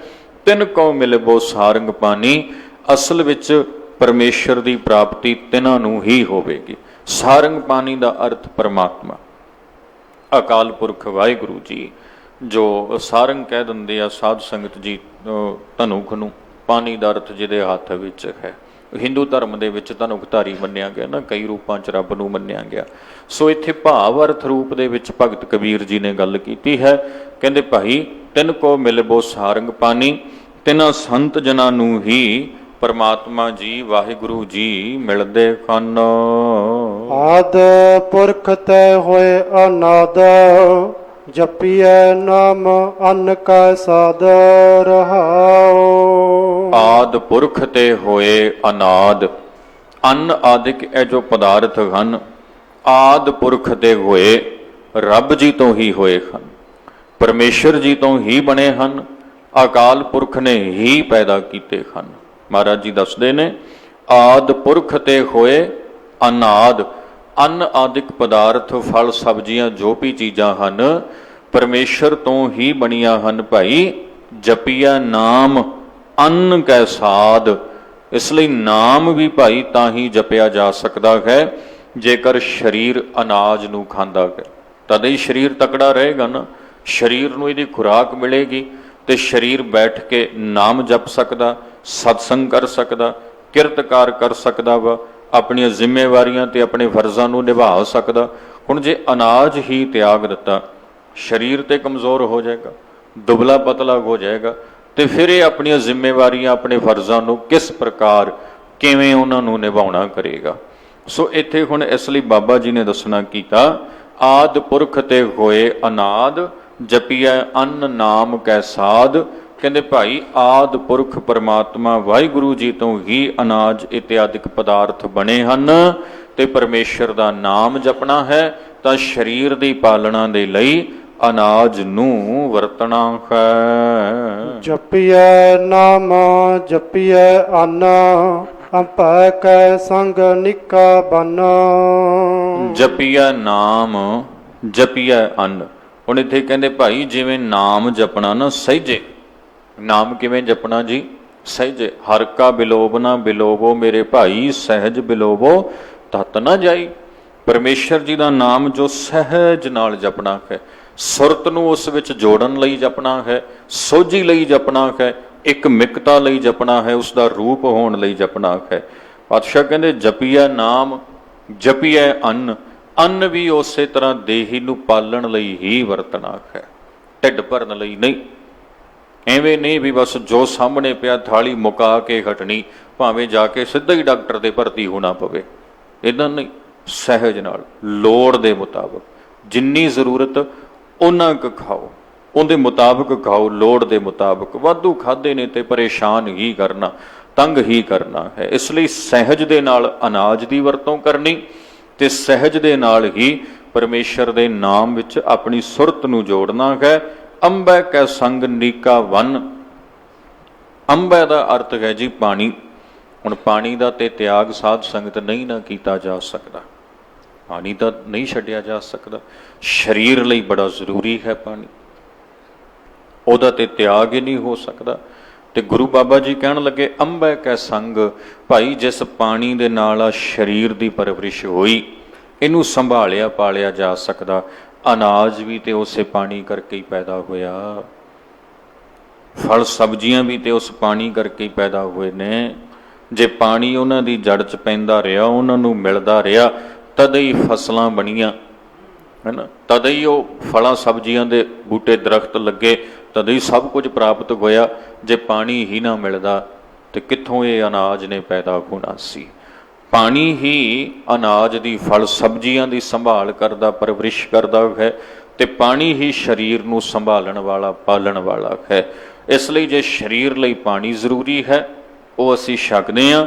ਤੇ ਗੁਰੂ ਬਾਬਾ ਜੀ ਕਹਿੰਦੇ ਭਾਈ ਅਨਾਜ ਤੇ ਫਲ ਸਬਜ਼ੀਆਂ ਵੀ ਉਸੇ ਪਾਣੀ ਰਾਹੀਂ ਪਲੀਆਂ ਹੋਈਆਂ ਹਨ, ਤੇ ਉਹਨਾਂ ਦਾ ਵੀ ਤਿਆਗ ਤੁਸਾਂ ਨਹੀਂ ਕਰਨਾ। ਅੰਨੈ ਬਾਹਰ ਜੋ ਨਰ ਹੋਵੇ, ਤੀਨ ਪਵਨ ਮਹਿ ਆਪਣੇ ਖੋਵੇ। ਅੰਨੈ ਬਾਹਰ ਜੋ ਨਰ ਹੋਵੇ, ਜਿਹੜੇ ਲੋਕ ਅੰਨ ਤੋਂ ਬਾਹਰ ਚਲੇ ਜਾਂਦੇ ਹਨ, ਭਾਵ ਅਨਾਜ ਨੂੰ ਤਿਆਗ ਦਿੰਦੇ ਨੇ, ਵੀ ਨਾ ਜੀ ਅਸੀਂ ਤੇ ਛੱਡ ਦਿੱਤਾ ਅੰਨ, ਅਸੀਂ ਨਹੀਂ ਹੁਣ ਛਕਣਾ, ਕਈ ਦਿਨ ਤਿਆਗ ਦਿੱਤਾ ਭੋਜਨ ਨੂੰ, ਮਹਾਰਾਜ ਕਹਿੰਦੇ ਅੰਨੇ ਬਾਹਰ ਜੋ ਨਰ ਗੋਵੈ, ਜਿਹੜੇ ਲੋਕੀ ਭਾਈ ਐਵੇਂ ਦਾ ਦਿਖਾਵਾ ਕਰਦੇ ਹਨ, ਤੀਨ ਭਵਨ ਮਹਿ ਆਪਣੀ ਖੋਵੈ, ਤਿੰਨੇ ਭਵਨਾਂ ਵਿੱਚ, ਤਿੰਨ ਭਵਨ ਕਿਹੜੇ ਨੇ ਜੀ? ਤਿੰਨ ਭਵਨ ਮੰਨੇ ਗਏ ਨੇ। ਇੱਕ ਤੇ ਆ ਧਰਤੀ, ਆ ਮਾਤਲੋਕ ਆ ਧਰਤੀ ਹਨ, ਇੱਕ ਪਾਤਾਲ ਲੋਕ, ਧਰਤੀ ਦੇ ਹੇਠਲੇ ਜਿਹੜੇ ਹਨ ਜੀਵ ਜੰਤੂ ਰਹਿੰਦੇ ਨੇ ਜੋ ਹੇਠਾਂ, ਇੱਕ ਹੈ ਆਕਾਸ਼ ਲੋਕ ਜੋ ਉੱਪਰ ਉੱਡਦੇ, ਧਰਤੀ ਤੋਂ ਉੱਪਰ ਰਹਿਣ ਵਾਲੇ ਜੀਵ ਜੰਤੂ ਨੇ, ਹਵਾ ਵਿੱਚ ਰਹਿਣ ਵਾਲੇ ਨੇ। ਸੋ ਇਹ ਤਿੰਨ ਪ੍ਰਕਾਰ ਦੇ ਜਿਹੜੇ ਹੈਗੇ ਆ ਮੰਨੇ ਗਏ ਨੇ ਜੀਵ ਜੰਤੂ, ਤਿੰਨ ਪ੍ਰਕਾਰ ਦੇ ਲੋਕ ਮੰਨੇ ਗਏ ਨੇ। ਗੁਰੂ ਬਾਬਾ ਜੀ ਕਹਿੰਦੇ ਤੀਨ ਭਵਨ ਮਹਿ ਆਪਣੀ ਖੋਵੈ, ਤਿੰਨੇ ਭਵਨਾਂ ਵਿੱਚ ਭਾਵ ਹਰ ਇੱਕ ਥਾਂ ਦੇ ਉੱਪਰ ਉਹ ਲੋਕ ਆਪਣੀ ਸ਼ੋਭਾ ਨੂੰ ਖੋ ਬੈਠਦੇ ਨੇ, ਜਿਹੜੇ ਇਹ ਆਖਦੇ ਨੇ ਕਿ ਅਸੀਂ ਅਨਾਜ ਦਾ ਤਿਆਗ ਕਰੀ ਬੈਠੇ ਹਾਂ। ਹਾਲਾਂਕਿ ਅਨਾਜ ਤਿਆਗਿਆ ਨਹੀਂ ਜਾ ਸਕਦਾ, ਕਿਸੇ ਵੀ ਰੂਪ 'ਚ ਅਨਾਜ ਦਾ ਤਿਆਗ ਨਹੀਂ ਹੋ ਸਕਦਾ। ਜਿਹੜੇ ਕਹਿੰਦੇ ਹਨ ਭਾਈ ਉਹ ਤੇ ਆਪਣੀ ਪੱਤ ਖੋਂਦੇ ਹਨ। ਛੋੜੈ ਅੰਨ ਕਰੇ ਪਾਖੰਡ, ਨਾ ਸੁਹਾਗਣ ਨਾ ਓਏ ਰੰਡ। ਛੋੜੈ ਅੰਨ ਕਰੈ ਪਾਖੰਡ, ਭਾਈ ਜਿਹੜੇ ਅੰਨ ਛੱਡਦੇ ਆ ਨਾ, ਅੰਨ ਤਿਆਗਣ ਦੀ ਗੱਲ ਕਰਦੇ ਹਨ, ਉਹ ਤੇ ਅਸਲ ਵਿੱਚ ਕਹਿੰਦੇ ਪਖੰਡ ਹੀ ਕਰਦੇ ਹਨ। ਤੇ ਉਹਨਾਂ ਦੀ ਹਾਲਤ ਕੈਸੀ ਹੈ? ਨਾ ਸੁਹਾਗਣ ਨਾ ਉਹ ਰੰਡ। ਉਸ ਔਰਤ ਵਰਗੀ ਹੈ ਜਿਹੜੀ ਨਾ ਤੇ ਸੁਹਾਗਣ ਤੇ ਨਾ ਹੀ ਵਿਧਵਾ ਵਾ। ਉਹਦਾ ਖਾਵੰਦ ਵੀ ਹੈਗਾ ਤੇ ਉਹਦੇ ਕਹਿਣੇ 'ਚ ਵੀ ਹੈ ਨਹੀਂ, ਉਹਦੇ ਹੁਕਮ 'ਚ ਵੀ ਹੈ ਨਹੀਂ, ਉਹਦੇ ਨਾਲ ਤਿਉ ਪਿਆਰ ਵੀ ਹੈ ਨਹੀਂ। ਉਹਨੂੰ ਸਮਾਜ ਵਿੱਚ ਕੀ ਆਖਾਂਗੇ ਜੀ? ਉਹਨੂੰ ਆਪਣੇ ਸਮਾਜ ਵਿੱਚ ਕਿਵੇਂ ਦਾ ਵਿਹਾਰ, ਕਿਵੇਂ ਦੀ ਸੋਚਣੀ ਉਹਦੇ ਪ੍ਰਤੀ ਰੱਖੀ ਜਾਏਗੀ? ਭਗਤ ਕਬੀਰ ਜੀ ਕਹਿਣ ਲੱਗੇ, ਜਿੰਨੀ ਕੋਈ ਇੱਜ਼ਤ ਇਹੋ ਜਿਹਾਂ ਦੀ ਹੈ ਨਾ, ਸਾਡੀ ਨਜ਼ਰੇ ਭਾਈ ਤਿਵੇਂ ਦੇ ਹੀ ਹਨ ਜੋ ਕਹਿੰਦੇ ਨੇ ਅਸੀਂ ਅਨਾਜ ਛੱਡੀ ਬੈਠੇ ਹੋਏ ਹਾਂ। ਤਿਆਗਿਆ ਨਹੀਂ ਜਾ ਸਕਦਾ, ਹੋ ਨਹੀਂ ਸਕਦਾ, ਕਿਸੇ ਵੀ ਰੂਪ ਦੇ ਵਿੱਚ ਅਨਾਜ ਤੇ ਲੈਣਾ ਪਏਗਾ, ਹੈ ਨਾ। ਜੇ ਐਦਾਂ ਹਰ ਰੂਪ 'ਚ ਨਹੀਂ ਨਾ ਲੈ ਸਕਦੇ, ਵੀ ਸਬਜ਼ੀ ਨਹੀਂ ਖਾ ਸਕਦੇ ਜੀ, ਚਾਵਲ ਨਹੀਂ ਖਾ ਸਕਦੇ ਜੀ, ਪ੍ਰਸ਼ਾਦਾ ਨਹੀਂ ਛਕ ਸਕਦੇ, ਤੇ ਲਿਕੁਇਡ ਰੂਪ 'ਚ ਲਿਆ ਜਾਂਦਾ ਵਾ। ਉਹ ਡਾਕਟਰ ਗਲੂਕੋਜ਼ ਲਾ ਦਿੰਦੇ ਆ, ਉਹ 'ਚ ਇੰਜੈਕਸ਼ਨ ਪਾ ਦਿੰਦੇ ਆ, ਜਿਹੜੇ ਤੱਤਾਂ ਦੀ, ਨਿਊਟ੍ਰੀਸ਼ਨਸ ਦੀ, ਜਿਹੜੇ ਵੀ ਗਲੂਕੋਜ਼ ਦੀ ਜਿਹੜੀ ਚੀਜ਼ ਦੀ ਲੋੜ ਹੁੰਦੀ ਹੈ ਇੰਜੈਕਟ ਕਰ ਦਿੱਤਾ ਜਾਂਦਾ, ਟੀਕਾ ਲਾ ਕੇ ਉਹ ਸਿੱਧਾ ਨਾੜੀਆਂ ਰਾਹੀਂ ਉਹ ਪਦਾਰਥ ਦੇ ਦਿੱਤਾ ਜਾਂਦਾ।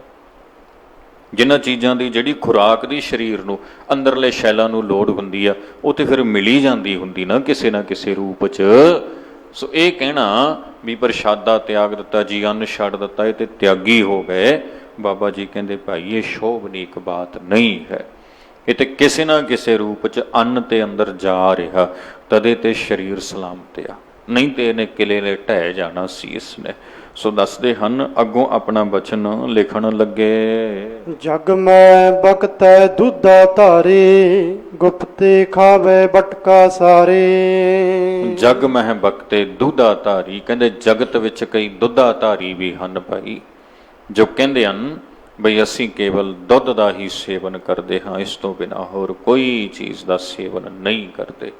ਬਾਬਾ ਕਬੀਰ ਜੀ ਕਹਿੰਦੇ ਗੁਪਤੀ ਖਾਵੇਂ ਵਟਕਾ ਸਾਰੀ, ਗੁਪਤ ਹੋ ਕੇ ਲੁਕ ਕੇ ਅੰਦਰ ਬੈਠ ਕੇ ਵਟਕਾ ਖਾ ਜਾਂਦੇ ਹਨ। ਉਹ ਵਟਕਾ ਨਾ ਇੱਕ ਪ੍ਰਕਾਰ ਦੀਆਂ ਪਿੰਨੀਆਂ ਹੁੰਦੀਆਂ, ਉਹ ਮਾਹਾਂ ਦਾ ਆਟਾ ਗੁੰਦਾ ਵਾ, ਚੌਲਾਂ ਦਾ ਗੁੰਦਾ, ਦਾਲਾਂ ਦਾ, ਕਈ ਪ੍ਰਕਾਰ ਦੇ ਆਟੇ ਤੋਂ ਬਣਾ ਕੇ ਉਹ ਪਿੰਨੀਆਂ ਤਿਆਰ ਕੀਤੀਆਂ ਜਾਂਦੀਆਂ, ਪੇੜੇ ਜੇ ਪਿੰਨੀਆਂ ਜੀ।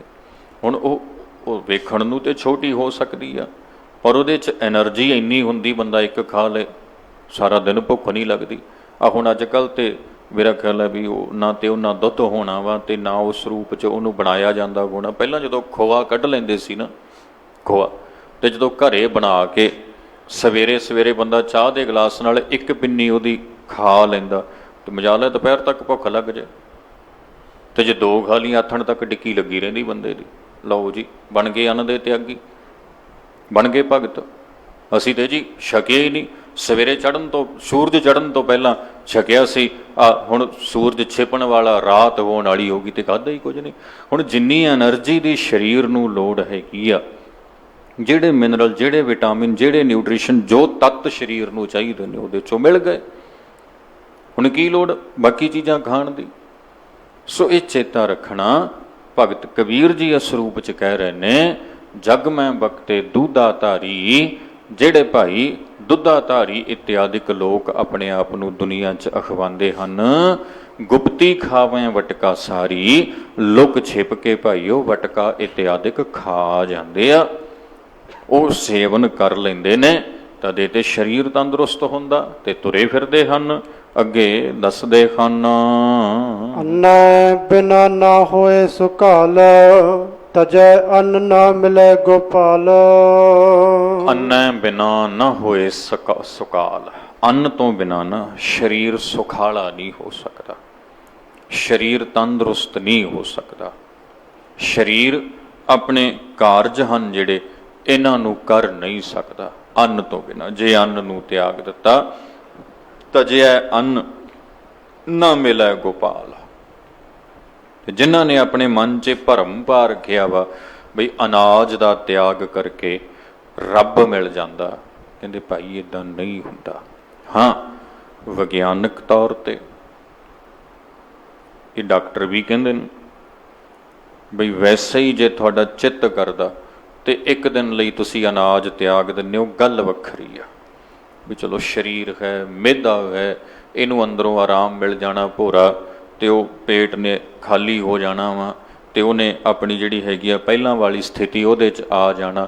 ਜੇ ਮੈਡੀਕਲੀ ਅਨਾਜ ਦਾ ਤਿਆਗ ਕੀਤਾ ਜਾਂ ਡਾਕਟਰ ਨੇ ਦੱਸਿਆ ਵੀ 2 ਦਿਨ ਨਾ ਖਾਈ, ਤੇ ਗੱਲ ਵੱਖਰੀ ਆ।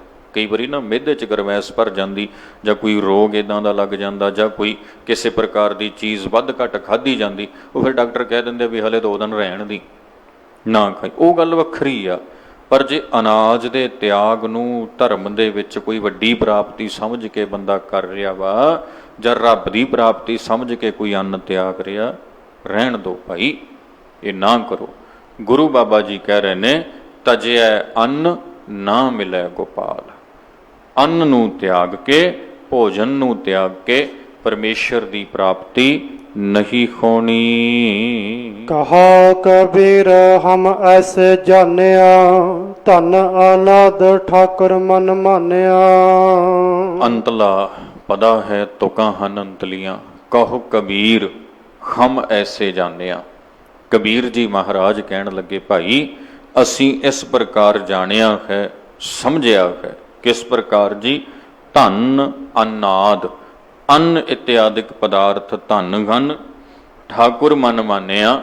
ਇਹਨਾਂ ਦਾ ਸੇਵਨ ਕਰਕੇ ਹੀ ਰੱਬ ਦੀ ਭਗਤੀ ਕੀਤੀ ਜਾ ਸਕਦੀ ਹੈ ਤੇ ਮਨ ਨੂੰ ਪਰਮੇਸ਼ਰ ਦੇ ਚਰਨਾਂ ਵਿੱਚ ਜੋੜਿਆ ਜਾ ਸਕਦਾ ਹੈ। ਸੋ ਇਸ ਪ੍ਰਕਾਰ ਸਾਧ ਸੰਗਤ ਇਸ ਪਾਵਨ ਸ਼ਬਦ ਵਿੱਚੋਂ ਗੁਰਮਤਿ ਦਾ ਇੱਕ ਬੜਾ ਵੱਡਾ ਪਹਿਲੂ ਭਗਤ ਕਬੀਰ ਜੀ ਮਹਾਰਾਜ ਨੇ ਆਪਣੇ ਇਹਨਾਂ ਬਚਨਾਂ ਦੇ ਵਿੱਚੋਂ ਸਾਂਝਾ ਕੀਤਾ ਹੈ ਤੇ ਇਹ ਸਮਝਾਇਆ ਵਾ, ਇਹ ਸੋਝੀ ਦਿੱਤੀ, ਇਹ ਮੱਤ ਦਿੱਤੀ। ਕੱਲ ਨੂੰ ਕੋਈ ਆ ਕੇ ਸਾਨੂੰ ਕਹਿ ਦੇ ਬਈ ਇੰਨੇ ਦਿਨਾਂ ਲਈ ਅੰਨ ਦਾ ਤਿਆਗ ਕਰੋ ਤੇ ਭਾਈ ਆ ਪ੍ਰਾਪਤੀ ਹੋ ਜਾਏਗੀ, ਛੱਡ ਦਿਓ, ਰਹਿਣ ਦਿਓ। ਭਾਈ ਸਾਹਿਬ ਤੁਹਾਨੂੰ ਮੁਬਾਰਕ, ਸਾਡਾ ਗੁਰੂ ਗ੍ਰੰਥ ਸਾਹਿਬ ਮਹਾਰਾਜ ਹਨ, ਤੁਸੀਂ ਨਹੀਂ ਹੋ। ਅਸੀਂ ਗੁਰੂ ਗ੍ਰੰਥ ਸਾਹਿਬ ਦੇ ਸਿੱਖ ਹਾਂ, ਕਿਸੇ ਸਰੀਰ ਦੇ ਨਹੀਂ ਹਾਂ। ਸਾਡੇ ਗੁਰੂ ਗ੍ਰੰਥ ਸਾਹਿਬ ਮਹਾਰਾਜ ਜੀ ਨੇ ਜੋ ਸਾਨੂੰ ਆਗਿਆ ਦੇਣੀ, ਹੁਕਮ ਦੇਣਾ, ਅਸੀਂ ਉਹ ਮੰਨਣਾ ਹੈ। ਭਾਈ ਗੜੀਆ ਜੀ ਸਨ ਜਿਹੜੇ, ਇਹੀ ਤੇ ਗੱਲ ਹੋਈ ਸੀ। ਉਹ ਤਪਾ ਕਹਿਣ ਲੱਗਿਆ, ਕਹਿੰਦਾ ਜੇ ਇਹ ਮੰਨ ਜੇ ਨਾ ਸਿੱਖ, ਇਹਦੇ ਇਲਾਕੇ ਦੇ ਵਿੱਚ ਸੱਦ ਪੁੱਛ ਬੜੀ ਹੈ। ਜੇ ਗੁਰਸਿੱਖ ਮੰਨ ਜੇ, ਉਹ ਸੀ ਗੁਰੂ ਅਰਜਨ ਸਾਹਿਬ ਦੇ ਮਹਾਨ ਸਿੱਖ, ਵੀ ਜੇ ਗੁਰਸਿੱਖ ਮੰਨ ਜੇ ਨਾ, ਇਹ ਆਪਣੇ ਡੇਰੇ ਤੇ ਆਉਣ ਲੱਗ ਜੇ, ਆਪਣੇ ਨਾਲ ਜੁੜ ਜੇ, ਸਾਰਿਆਂ ਨੂੰ ਜੋੜ ਲਾਂਗੇ, ਸਾਰੇ ਇਲਾਕੇ ਨੂੰ ਆਪਾਂ ਚੇਲਾ ਬਣਾ ਲਾਂਗੇ। ਉਹ ਕਹਿੰਦੇ ਜੀ ਲਿਆਓ ਫਿਰ। ਉਹ ਕਹਿੰਦੇ ਆਫਰ ਦੇ ਦਿਓ ਇਹਨਾਂ ਨੂੰ ਬਈ ਤੁਹਾਨੂੰ ਨਾ ਅਸੀਂ ਫ੍ਰੀ 'ਚ ਸੁਰਗ ਦਿੱਤਾ, ਤੁਸੀਂ ਆ ਜਾਓ ਸਾਡੇ ਮਹਾਂਪੁਰਖਾਂ ਦੇ ਬਾਬਾ ਜੀ ਦੇ ਦਰਸ਼ਨ ਕਰਨ। ਭਾਈ ਸਾਹਿਬ ਕਹਿੰਦੇ ਨਾ ਭਾਈ, ਧੰਨਵਾਦ ਤੁਹਾਡਾ ਸੁਰਗ ਤੁਹਾਨੂੰ ਮੁਬਾਰਕ, ਮੈਨੂੰ ਤੇ ਜੋ ਚਾਹੀਦਾ ਹੋਏਗਾ ਮੇਰੇ ਗੁਰੂ ਤੋਂ ਮਿਲ ਜਾਏਗਾ। ਮੈਂ ਤੁਹਾਡੇ ਉਸ ਬਾਬੇ ਦਾ ਸਿੱਖ ਨਹੀਂ ਹਾਂ, ਗੁਰੂ ਅਰਜਨ ਪਾਤਸ਼ਾਹ ਦਾ ਹਾਂ। ਮੇਰੇ ਗੁਰੂ ਅਰਜਨ ਪਾਤਸ਼ਾਹ ਹਨ, ਮੈਂ ਉਹਨਾਂ ਤੋਂ ਸਿੱਖੀ ਧਾਰਨ ਕੀਤੀ, ਮੈਂ ਉਹਨਾਂ ਦਾ ਬਚਨ ਮੰਨਦਾ ਹਾਂ। ਦੂਜੀ ਵਾਰ, ਤੀਜੀ ਆ ਰਹੇ, ਚੌਥੀ ਆ ਰਹੇ, ਅਖੀਰ ਉਹ ਆਪ ਵੀ ਆ ਗਿਆ ਇਹਦੇ ਘਰ ਭਾਈ ਸਾਹਿਬ ਗੁਣਾਂ ਦੇ, ਬਈ ਆ ਜਾ, ਤੈਨੂੰ ਉਮਰ ਭਰ ਲਈ ਸੁਰਗ ਦਿੱਤਾ। ਭਾਈ ਸਾਹਿਬ ਕਹਿੰਦੇ ਨਹੀਂ, ਤੁਸੀਂ ਆਪਣੀਆਂ ਚੀਜ਼ਾਂ ਆਪਣੇ ਕੋਲ ਰੱਖੋ। ਮੈਂ ਜਿਸ ਗੁਰੂ ਨੂੰ ਮੰਨਦਾ ਨਾ, ਮੇਰਾ ਉਹ ਗੁਰੂ ਕਹਿੰਦਾ ਸੁਰਗ ਬਾਸ ਨਾ ਬੰਛੀਆ, ਡਰੀਆ ਨਾ ਨਰਕ ਨਿਵਾਸ, ਹੋਣਾ ਹੈ ਸੋ ਹੋਈ ਹੈ, ਮਨ ਹੈ ਨਾ ਕੀਚੈ ਆਸ। ਮੇਰਾ ਗੁਰੂ ਕਹਿੰਦਾ ਸੁਰਗ ਨਰਕ ਤੇ ਗਾਉ ਰਹੇ ਹੋ ਸਤਿਗੁਰ ਕੀ ਪ੍ਰਸਾਦ, ਕਵਨ ਨਰਕ ਕਿਆ ਸੁਰਗ ਵਿਚਾਰਾ, ਸੰਤਨ ਦਊ ਰਾਦੇ ਹਮ ਕਾਹੂ ਕੀ ਕਾਂਡ ਨਾ ਕੱਢਤੇ ਆਪਣੇ ਗੁਰ ਪ੍ਰਸਾਦੇ। ਸਿੱਖਾਂ ਨੂੰ ਇੰਨੀ ਅਕਲ ਹੋਣੀ ਚਾਹੀਦੀ, ਗੁਰੂ ਗ੍ਰੰਥ ਸਾਹਿਬ ਦੀ ਬਾਣੀ ਦੀ। ਲੱਖ ਡੇਰੇ ਖੁੱਲੀ ਜਾਣ ਸਾਧ ਸੰਗਤ, ਮਾਰਕੀਟ ਵਿੱਚ ਲੱਖ ਨਵੇਂ ਤੋਂ ਨਵੇਂ ਸਾਧ ਆਈ ਜਾਣ, ਪਰ ਚੇਤਾ ਰੱਖਣਾ ਜੇ ਸਿੱਖਾਂ ਦਾ ਗੁਰੂ ਗ੍ਰੰਥ ਸਾਹਿਬ ਦੀ ਬਾਣੀ ਤੇ ਨਿਸ਼ਚਾ ਹੋਏਗਾ ਨਾ, ਕੋਈ ਵੀ ਡਲਾ ਨਹੀਂ ਸਕਦਾ। ਤੇ ਚੇਤਾ ਰੱਖਣਾ, ਬਾਜ਼ਾਰ ਵਿੱਚ ਜਿਹਦੀ ਦੁਕਾਨ ਤੇ ਗਾਹਕ ਨਾ ਆਉਂਦਾ ਹੋਵੇ ਨਾ, ਫਿਰ ਉਹਨੂੰ ਛੱਡਣੀ ਪੈਂਦੀ ਆ। ਉਹ ਚਲਦੀ ਤਾਂ ਜੇ ਗਾਹਕੀ ਹੋਵੇ, ਤੇ ਜੇ ਪੰਜਾਬ 'ਚ ਚਲਦੀਆਂ ਦੁਕਾਨਾਂ ਤੇ ਭਾਈ ਤਾਂ ਹੀ ਚੱਲਦੀਆਂ ਜੇ ਅਗਲਿਆਂ ਦੀ ਗਾਹਕੀ ਆ, ਜੇ ਗ੍ਰਾਹਕ ਜਾਂਦੇ ਆ। ਤੇ ਜੇ ਗੁਰੂ ਜੀ ਦੀ ਬਾਣੀ ਦੀ ਸਮਝ ਆ ਜਾਏ, ਗੁਰੂ ਜੀ ਦੀ ਬਾਣੀ ਨਾਲ ਜੁੜ ਜਾਈਏ ਅਸੀਂ, ਤੇ ਅਗਲੇ ਆਪੇ ਹੀ ਆਪਣਾ ਚੱਕ ਕੇ ਡੰਡਾ ਡੇਰਾ ਕਿਸੇ ਹੋਰ ਥਾਂ ਤੇ ਜਾਣਗੇ ਜਾਂ ਸਹੀ ਰਾਹ ਤੇ ਆ ਜਾਣਗੇ, ਹੈ ਨਾ। ਜੋ ਉਹ ਉਹਨਾਂ ਦੀ ਇੱਛਾ ਜੋ ਮਰਜ਼ੀ ਕਰਨ, ਪਰ ਗੁਰਸਿੱਖਾਂ ਲਈ ਘੱਟੋ ਘੱਟ ਇਹ ਜ਼ਰੂਰੀ ਹੋਣਾ ਚਾਹੀਦਾ ਵਾ ਵੀ ਸ਼੍ਰੀ ਗੁਰੂ ਗ੍ਰੰਥ ਸਾਹਿਬ ਜੀ ਦੀ ਬਾਣੀ ਦੇ ਉਪਦੇਸ਼ ਉੱਪਰ ਭਰੋਸਾ, ਗੁਰੂ ਗ੍ਰੰਥ ਸਾਹਿਬ ਜੀ ਦੀ ਬਾਣੀ ਦੀ ਸਿੱਖਿਆ ਉੱਪਰ ਭਰੋਸਾ। ਤੇ ਭਰੋਸੇ ਦੀ ਗੱਲ ਆਪਾਂ ਪਹਿਲਾਂ ਸਮਝ ਚੁੱਕੇ ਹੋਏ ਹਾਂ। ਭਰੋਸਾ ਕੇਵਲ ਇਹ ਨਹੀਂ ਹੁੰਦਾ ਵੀ ਹਾਂਜੀ ਅਸੀਂ ਮੱਥਾ ਟੇਕ ਲਿਆ ਤੇ ਸਾਡਾ ਭਰੋਸਾ ਵਾ, ਗੱਲ ਮੰਨਣੀ ਅਸਲ ਭਰੋਸਾ ਹੁੰਦਾ ਵਾ, ਹੈ ਨਾ। ਜੇ ਹੁਣ ਉਹ ਕਿਹਾ ਕਿਸੇ ਨੇ ਦੂਜੇ ਨੂੰ ਵੀ ਲਿਆ ਤੂੰ ਮੈਨੂੰ ਬਾਂਹ ਫੜਾ ਆਪਣੀ, ਮੈਂ ਤੈਨੂੰ ਡੁੱਬਣ ਨਹੀਂ ਦਿਆਂਗਾ, ਡਿੱਗਣ ਨਹੀਂ ਦਿਆਂਗਾ, ਭਰੋਸਾ ਕੀ ਹੈ ਜੀ? ਵੀ ਜਿਹੜਾ ਕਹਿ ਰਿਹਾ ਉਹਦੀ ਗੱਲ ਮੰਨੇ, ਉਹ ਭਰੋਸਾ ਵਾ। ਤੇ ਨਹੀਂ ਭਰੋਸਾ ਨਹੀਂ, ਜੇ ਉਹਨੇ ਬਾਂਹ ਨਹੀਂ ਨਾ ਫੜਾਈ ਤੇ ਇਹਦਾ ਮਤਲਬ ਭਰੋਸਾ ਨਹੀਂ ਕੀਤਾ। ਜੇ ਗੁਰੂ ਗ੍ਰੰਥ ਸਾਹਿਬ ਦਾ ਬਚਨ ਨਹੀਂ ਮੰਨਿਆ ਤੇ ਮੈਨੂੰ ਖਿਮਾ ਕਰਨੀ, ਭਰੋਸਾ ਨਹੀਂ ਕੀਤਾ, ਯਕੀਨ ਨਹੀਂ ਕੀਤਾ, ਵਿਸ਼ਵਾਸ ਨਹੀਂ ਕੀਤਾ, ਮੱਥੇ ਜ਼ਰੂਰ ਟੇਕੇ ਨੇ। ਭਰੋਸਾ ਉਸ ਦਿਨ ਹੋਏਗਾ ਸਿੱਖ ਦਾ ਜਿਸ ਦਿਨ ਗੁਰੂ ਗ੍ਰੰਥ ਸਾਹਿਬ ਦਾ ਇੱਕ ਇੱਕ ਬਚਨ ਆਪਣੇ ਜੀਵਨ ਵਿੱਚ ਮੰਨੇਗਾ, ਲਾਗੂ ਕਰੇਗਾ। ਫਿਰ ਕਿਹਾ ਜਾਏਗਾ ਵੀ ਹਾਂ ਭਾਈ ਇਹਦਾ ਭਰੋਸਾ ਬੜਾ ਵੱਡਾ ਹੈ ਗੁਰੂ ਸਾਹਿਬ ਦੀ ਬਾਣੀ ਉੱਪਰ। ਇਹ ਨਹੀਂ ਸਤਿਗੁਰ ਦੀ ਬਾਣੀ ਨੂੰ ਛੱਡ ਕੇ, ਉਪਦੇਸ਼ ਨੂੰ ਛੱਡ ਕੇ ਕਿਸੇ ਹੋਰ ਪਾਸੇ ਹੁੰਦਾ। ਸੋ ਇਸ ਰੂਪ ਦੇ ਵਿੱਚ ਮੰਨੀਏ, ਸਮਝੀਏ, ਕਮਾਈਏ, ਤਾਂ ਜੋ ਆਪਣਾ ਜਨਮ ਜੀਵਨ ਸਫਲ ਸੁਖੀਆ ਸੁਹੇਲਾ ਹੋਵੇ। ਸਮੇਂ ਨਾਲ ਬੇਨਤੀ ਨੂੰ ਇੱਥੇ ਸੰਕੋਚਦੇ ਹਾਂ। ਅਗਲਾ ਸ਼ਬਦ ਕੱਲ੍ਹ ਦੇ ਸਮੇਂ 'ਚ ਸਾਂਝਾ ਕਰਾਂਗੇ। ਸਤਿਗੁਰੂ ਮਿਹਰ ਕਰਨ, ਸਰਬੱਤ ਸਾਧ ਸੰਗਤ ਦੀ ਹਾਜ਼ਰੀ, ਚੱਲਿਆ ਹੋਇਆ ਕਦਮ ਕਦਮ ਲੇਖੇ ਲਾਉਣ। ਸਾਡੇ ਅਤੀ ਸਤਿਕਾਰਯੋਗ ਭਾਈ ਸਾਹਿਬ ਭਾਈ ਕ੍ਰਿਸ਼ਨ ਸਿੰਘ ਜੀ, ਤਿੰਨਾਂ ਦਾ ਹਜ਼ੂਰੀ ਜਥਾ ਪਹੁੰਚ ਚੁੱਕਿਆ ਹੈ। ਆਪ ਸਿੱਖ ਸੰਗਤਾਂ ਨੂੰ ਗੁਰ ਸ਼ਬਦ ਕੀਰਤਨ ਦੇ ਨਾਲ ਜੋੜਨਾ ਹੈ। ਇਸੇ ਤਰ੍ਹਾਂ ਜੁੜ ਮਿਲ ਕੇ ਆਪ ਜੀ ਨੇ ਸ਼ਬਦ ਕੀਰਤਨ ਦੇ ਲਾਹੇ ਪ੍ਰਾਪਤ ਕਰਨੇ। ਗੁਰਮਤਿ ਵਿਚਾਰ ਦੀ ਸਾਂਝ ਪਾਉਂਦਿਆਂ ਖੋਈਆਂ ਬੇਅੰਤ ਭੁੱਲਾਂ ਲਈ ਖਿਮਾ ਕਰਨੀ ਜੀ। ਕਹਾ ਕਬੀਰ ਹਮ ਐਸੇ ਜਾਣਿਆ, ਧਨ ਅਨਾਦ ਠਾਕੁਰ ਮਨ ਮਾਨਿਆ। ਵਾਹਿਗੁਰੂ ਜੀ ਕਾ ਖਾਲਸਾ, ਵਾਹਿਗੁਰੂ ਜੀ ਕੀ ਫਤਿਹ।